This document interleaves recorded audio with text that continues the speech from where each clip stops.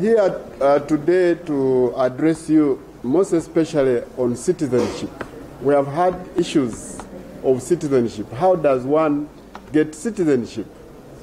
We have had problems in the past where you say Ugandans on social media keep bashing the Ministry of Internal Affairs as to why and how they grant citizenship to people who don't seem to be Ugandans. So I am here to take you through who a citizen of Uganda is and how does one acquire citizenship in case is a non-citizen of Uganda. So we shall begin with the first type of citizenship. We have types of citizenship. The first one is what we call citizenship by birth.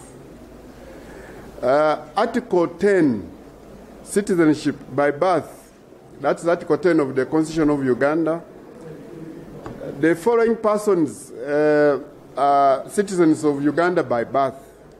One, every person born in Uganda, every person born in Uganda, but to one of whose parents or grandparents is or was a member of any of the indigenous communities existing and residing within the borders of Uganda as of February 1926.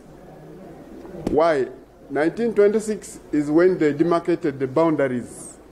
So anybody who was born in Uganda and whose parents, one of those of whose parents, either the father or the mother or the grandfather, belongs to those indigenous communities like Baganda, Banyankole, Bachiga, all those.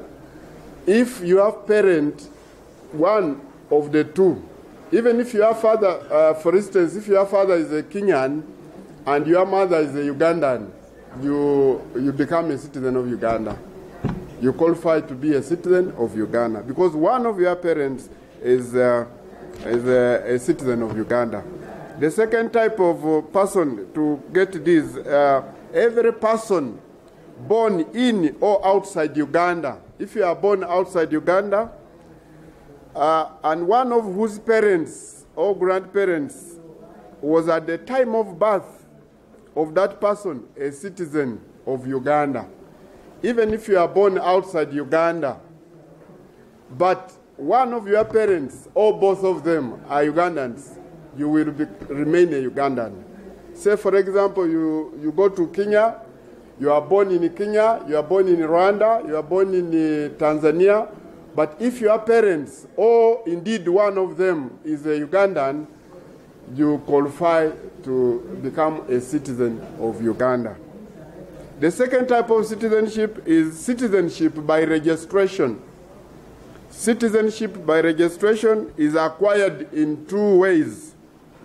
One, due to long stay, and then due to marriage. You can become a citizen of Uganda even when your parents are not Ugandans, but through registration, but under the following conditions.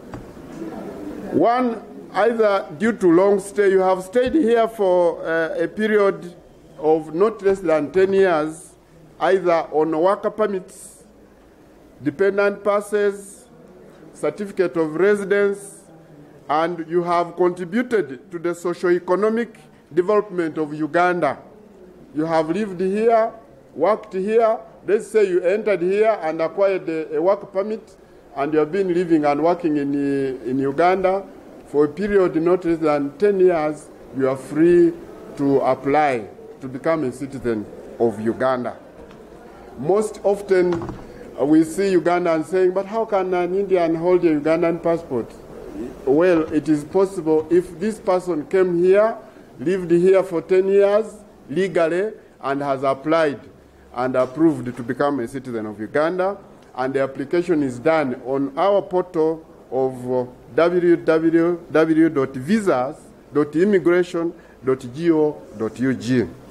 The second category of citizenship by registration is due to marriage. This is issued to a person that is legally married to a Ugandan.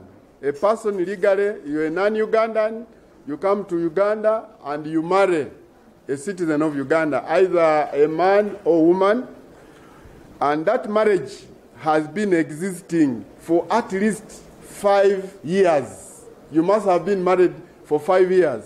Not coming today, then you get a girl, you go to Chibuli Mosque the following day, then the other day you come to immigration as applying for citizenship due to marriage. No, it should have subsisted for at least 5 years legally. You wed and then you stay in that marriage for 5 years. This one has just changed of recent because originally we used to have people who could come here, pay a girl in Kampala. After paying her, they would walk to either a cow or to a church and do some civil marriage. Then after 2 or 3 days, the person is already at immigration applying for citizenship due to marriage. Then after acquiring citizenship, such a person would abandon the lady and disappear in their own things. Now, we did change the law to state that you must have spent at least 5 years in that marriage legally. The other type of citizenship is what we refer to as dual citizenship. Dual citizenship. Dual citizenship in Uganda means the simultaneous possession of 2 citizenships, one of which is Ugandan. The possession of a third citizenship disqualifies one from holding or being a dual national of Uganda unless the third citizenship is renounced. In other words, we do not allow 3 citizenships. The maximum citizenship you should get is 2. There are lots of Ugandans, for instance, who went to other countries. You go to America. Once you acquire an American passport, you lose your citizenship as a Ugandan. Immediately you acquire the American passport, it is automatic that your citizenship as a Ugandan is renounced. You are no longer a Ugandan. For you to become a Ugandan again, or to hold 2 citizenships, you are supposed to go back and apply for dual citizenship. And in that case, the country where you are coming from, say America, UK, or whatever, must have a law in their constitution that allows dual citizenship to be possible. The other country also must follow dual citizenship for one to qualify, and must be in the know that you are applying for dual citizenship. Dual citizenship, of course, is issued in 2 categories. There are what we call indigenous Ugandans and non-Ugandans. Indigenous Ugandans are Ugandans who were born Ugandans but went out of Uganda and acquired the citizenship of other countries. Those are called indigenous Ugandans. Then there are those non-Ugandans who were originally, of course, non-Ugandans, but are now willing to apply for dual citizenship. That one, we have 2 categories. For non-Ugandans, of course, this is issued to you if you hold citizenship of a country that permits dual citizenship. There are countries that don't allow dual citizenship. For instance, Russia and China, they do not allow dual citizenship. So other countries like UK, like US, they allow. But countries like, for instance, Pakistan, do not allow you to hold dual citizenship of, say, Pakistan and Ugandan. You will either become a Ugandan or a Pakistan, not holding both of them. So I felt it is important for us to know these things. Then that person who is a non-Ugandan also must have lived in Uganda for continuously 10 years on either work permit, dependent pass, certificate of residence, and has contributed to socio-economic development of Uganda.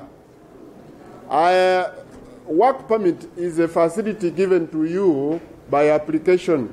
You come, you're a non-Ugandan, you want to work here, we apply for a work permit and we issue it to you if you qualify. Then dependent pass. This is a facility given to you if one of your either parents or your children are living and working legally in Uganda and have facilities and you would want to depend on them. So we give you what we refer to as dependent pass. Then the last type of citizenship is what we call citizenship by naturalization. This is issued to a person who has resided in Uganda for a continuous period of 24 months.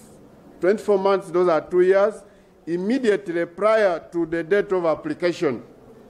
Meaning you must have lived here, you must have not traveled to another country, and consistently lived within the boundaries of Uganda for a period of 2 years without going out of Uganda. 2 years.